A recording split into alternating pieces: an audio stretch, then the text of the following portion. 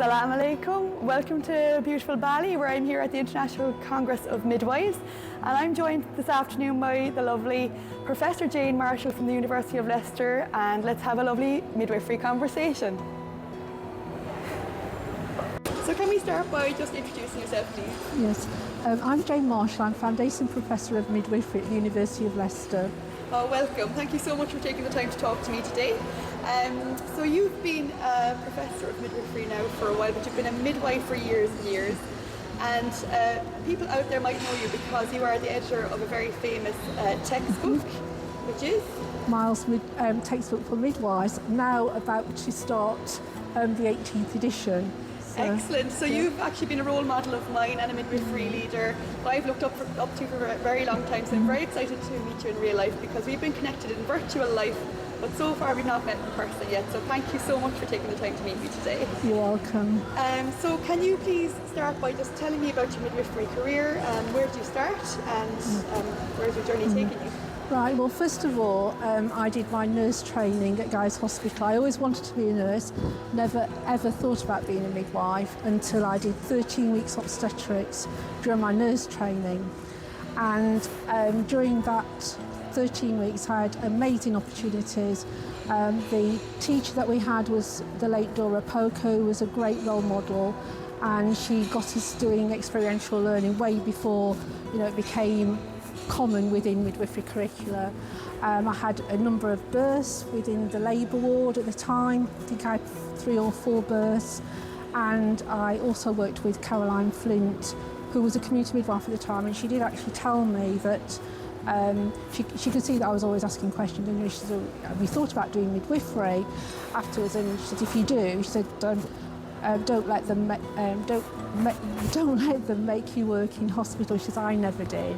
And she was obviously someone who did change the way of midwifery, because if you're training midwives, they should be able to work in any setting if they're proficient, if they're competent, if they're capable. Then yes, exactly, yes, it is, yes. So then, not long after, before I even finished my nurse training, I was applying to do my midwifery training, which I did then at King's College Hospital, and fast forward, I became a midwifery sister at St Thomas's, and during which time I undertook the Advanced Diploma in Midwifery and the teaching qualification at the University of Surrey.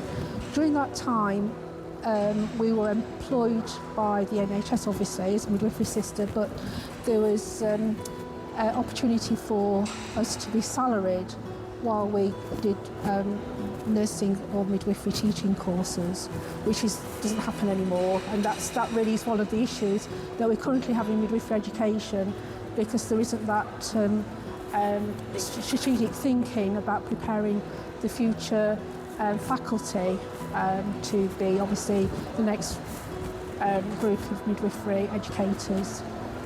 Yeah, it's so important. Can you please tell me about your PhD, because you haven't got that far yet in your career story. Okay. So my first role was as a midwifery educator was actually at the University of Nottingham, where I was there for a number of years, during which time I undertook a PhD, and it was about informed consent during labour and ethnographic study.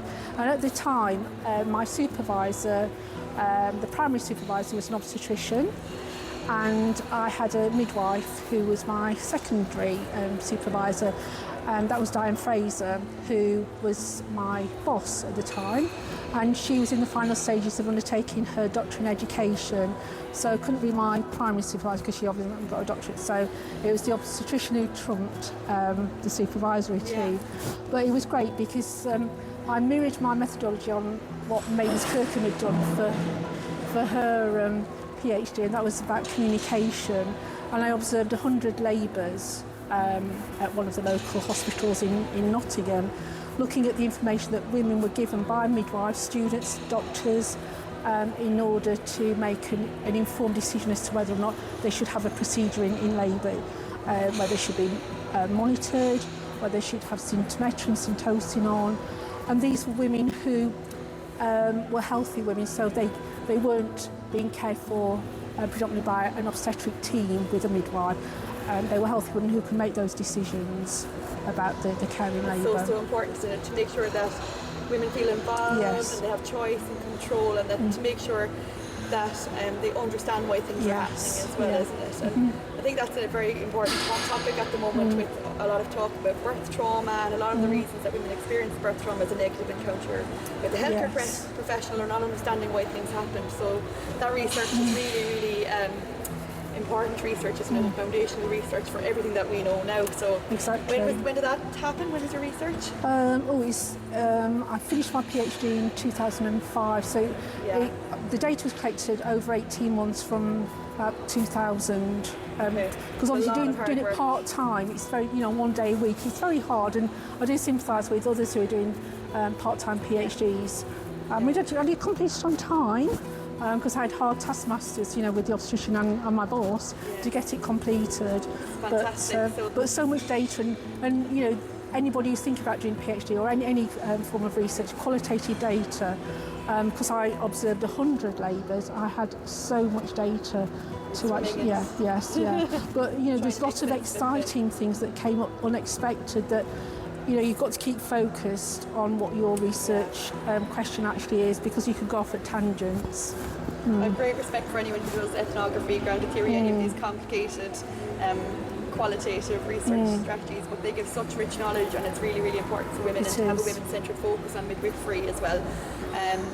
Building that evidence base for the care that we know that women want, but it's just finding the words and putting that theory into bridging the gap. So that's really interesting.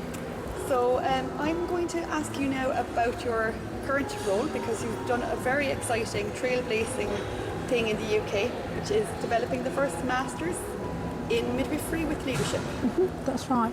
And it was actually while I was working at Kingston St George's that due to faculty restructuring, I became Associate Dean for Practice, Education and Workforce Development.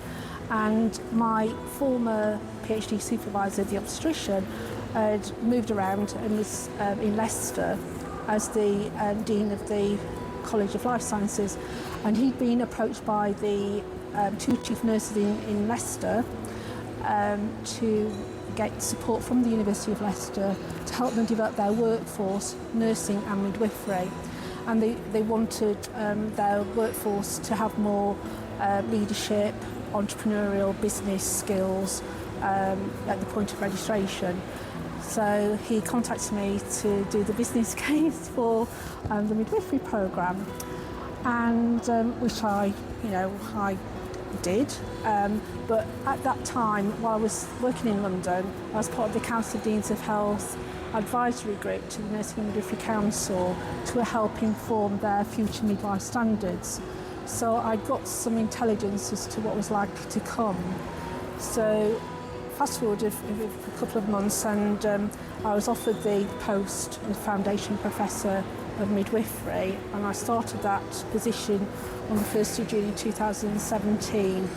A Foundation Professor of Nursing had commenced in post a few months before, but the first thing we had to do was to get Nursing and Midwifery Council approval for the University of Leicester to be an approved institution. So starting in June, by October 2017 we got institution approval. We had 2 visitors from the NMC who came and approved it, and then we could start work on the programme. And it was in the May 2017, that was in, no, beg your pardon, 2018, that we had our programme approved. And obviously, having insight into what the new standards were going to contain, I tried to put as much of that detail into my programme at Leicester. And it was approved in May, and then the first cohort started in September 2018. Having worked in London with the Pan London Practice Assessment Documentation team, I worked with Lindsay Gilman, former colleague and staff member, to develop the Pan London PAD Practice Assessment Document into a 4-year document, so half my job had been done in that respect.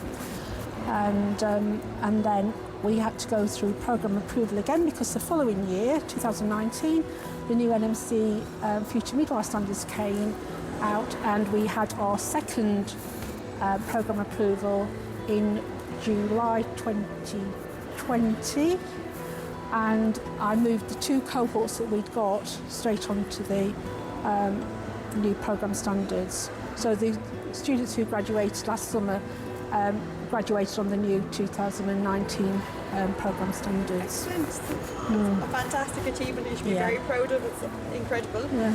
I know how difficult it is, and I know how challenging it is to do all of that, and it sounds like so easy. You know, when you're describing it, it's like the click of a finger, but I understand. It is difficult, particularly when you're setting something from scratch, yes. when you've no professional service support as well, because obviously we were developing the administration staff as well. I mean, there's myself and the foundation professor of nursing with just one PA at the start. It's obviously developed over the past 5-6 years, and we have got a well-established team. It's still developing, but it is very hard. That's so exciting. So your students graduate with a Masters of Science. Yeah, a Master in Science. Master in Science with leadership. Yes, right. Yes, there's a leadership module in every year of the programme. Year 1 leading the self, Year 2 leading the team, Year 3 leading in organisations, and Year 4 leading the management of change. Excellent. So you've had graduates recently? Yes, How many graduates? We started off with 7 because we went through clearing, because my plan was to start the recruitment the following year. But because we started recruiting staff, then the university, as it's a business, wanted some money coming in from student fees. So we recruited our first cohort the same year that we got a programme approval. So 7 started and 5 are now practising as clinical midwives. Very exciting. Okay, so as an educator myself, I'm really interested to know more about your assessments, because I've heard you've had some creative approaches to assessment. You've been presenting that this week at the ICM, right? Yeah. I presented. It was the first session yesterday morning, actually, on authentic assessment. Welcome to the Dragon's Den, and this is the 4th year master's level assessment that the students do for the managing the change module, leading the management of change module. And for this, they undertake. They write a 500-word business case, and then they present it to a panel of dragons. Based on the British TV programme, Dragon's Den, which originated in Japan. There's one of the dragons is from the School of Business, one from Midwifery, one from nursing, and then there's the service use as well. So they come and do a 3-minute elevator pitch, and then the dragons will ask them questions. If they've got a product, anything they want to change, then they can bring a prototype or a handout about what they're wanting to change. So it's like an innovation that they developed. That's so good and so relevant as well. In the UAE as well, we have an innovation module that our students can elect to do as well. In the healthcare sciences, but we have innovation as part of midwifery as well. So it's a really important thing to have and skill to have, isn't it, now for midwives? It is, because the students say that it's very daunting presenting to the panel, in just 3 minutes. But if they're future leaders, they may well want to go to a board to present a case for additional resources. So it's it's authentic. It's helping to prepare them for that role anyway. Useful, very useful skill. Thank you so much. It's been so wonderful to meet you, Jane, and thank you for your time. I'm going to finish up now by just asking you about your experience of the last few days of the ICM conference, because we're obviously here for the last couple of days in Bali. We've seen some very inspirational presentations from all kinds of midwifery leaders, and yourself included. What words would you like to leave us with? What's your imparting knowledge? I think the actual slogan of the 33rd Triennial Congress is Together Again, and although we've been apart for 6 years from the ICM in Toronto, it's so important, I think, to meet people face to face, because it has been hard during the pandemic, and we've often probably felt that we've been alone and working hard, but coming away, it does help to rejuvenate your spirits as well. And whatever your lot is back home, is someone who's not as advantaged as you. You look at the advantages where you are, and I think there's a lot going on worldwide, and with it being the International Confederation of Midwives, the changes that are afoot with the appointment of the new ICM Chief Midwife, there's going to be, with the ICM is split into 6 regions, and I'm actually a member of the Europe Professional Regional Professional Committee as an educator, and so we're going to be looking in regions as to what the key issues are to strengthen midwifery education, midwifery regulation, midwifery association, help develop the young leaders and aspiring leaders in order to improve the health and the birth outcomes of all women across the world. That is key, because that's what we're here for, isn't it? That's why we're here. It's all about women. Thank you so much, Jayne. You're welcome. It's been lovely meeting you. Thank you for taking the time, and enjoy the rest of the conference.